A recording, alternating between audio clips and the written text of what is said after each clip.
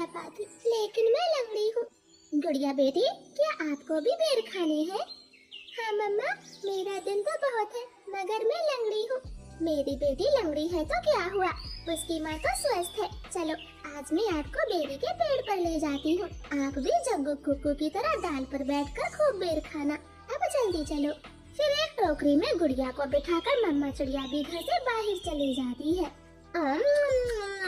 खट्टा मीठा बेर है, दिल कर रहा है इसकी गुठली भी खा जाऊं। नहीं जग्गू, गुठली नहीं खाना, बेर बहुत है, तुम बेर को ही खाओ। मैं तो कुछ बेर अपने घर भी लेकर जाऊंगा। कोको दोस्त, वो देखे आपकी मम्मा भी इसी तरफ आ रही है, शायद उन्हें भी खट्टे मीठे बेर खाने होंगे। फिर मम्मा चिड़िया गुड़िया के साथ पेड़ पर बैठ जाती है। गुड़िया तो कई महीनों के बाद घर से बाहर आई थी, वो बहुत खुश होती है। यहाँ कितना अच्छा लगता है, खुला आसमान, चारों तरफ पेड़ पौधे और ताजी ताजी हवा। लो गुड़िया बहन, ये बेर खाओ, ये और भी मजेदार है। ऐसे वो तीनों गुड़िया को बेर तोड़ तोड़ कर खिलाते हैं। दूर छिपी हुई बुरी चील उन पर नजर रखे हुई थी। अरे वाह, एक साथ चार चार शिकार है, किसी एक का खात्मा तो हो ही जाएगा। बड़ी तेज भूख लगी है। फिर वो बुरी चील धीरे धीरे बेरी के पेड़ तक पहुंच जाती है और एकदम से उन्हें घेर लेती। जग्गू और कुक्कू तो डर के मारे मम्मा चिड़िया के पीछे छिप जाते हैं। सब ऐसे ही खड़े रहो, अगर एक भी भागा तो कच्चा चबा जाऊंगी, बड़ी तेज भूख लगी है मुझे। नाना चील जी, हमें जाने दे, हमारी जान बख्श दे, छोटे बच्चों पर रहम करे। नाना चिड़िया, किसी एक को तो अपना शिकार बनाकर ही खाऊंगी। चील उनके सामने बैठी थी।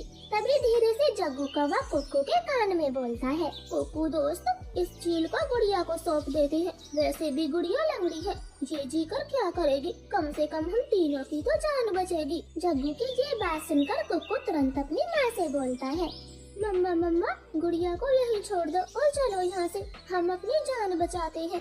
हाँ भाई, ये भी ठीक है, मेरा काम इस लंगड़ी चिड़िया से ही चल जाएगा, तुम सब चले जाओ। चील ने इतना कहा ही था कि तभी रानो चिड़िया जोर से चील को धक्का मारती है और पेड़ से नीचे गिरा देती। जग्गू कुक्कू, गुड़िया को साथ लेकर यहाँ से भाग जाओ, मैं इस चील को आपके पीछे नहीं आने दूंगी। बेटा जल्दी से भागो यहाँ से। इतना कहकर रानो चील पर हमला कर देती है और जग्गू और कुक्कू टोकरी लेकर वहाँ से भाग जाते हैं। चिड़िया और चील में काफी देर तक लड़ाई होती है और आखिर में चील रानो को जान से मार देती है। मरगी, छोटी चिड़िया मरगी, मुझसे लड़ने चली थी, अब तेरा मांस मैं मजे से खाऊंगी। कुक्कू भाई, मम्मा अभी तक घर नहीं आई। मम्मा को चील ने मार दिया है, वरना वो अब तक आ जाती। क्या जरूरत थी मम्मा को वहाँ ले जाने की? भाई, अगर हम वहाँ न होते तो वो बुरी चील आपको खा जाती। आप ऐसा क्यों बोलते हो? नहीं, हम चील के हाथ कभी ना आते, वो तो तुम साथ में थे, इसलिए मम्मा ने चील से लड़ाई करने की सोची। तुम लंगड़ी थी ना, माँ को तेरी वजह से मरना पड़ा, अब तू ही माँ की हत्यारन है, समझी?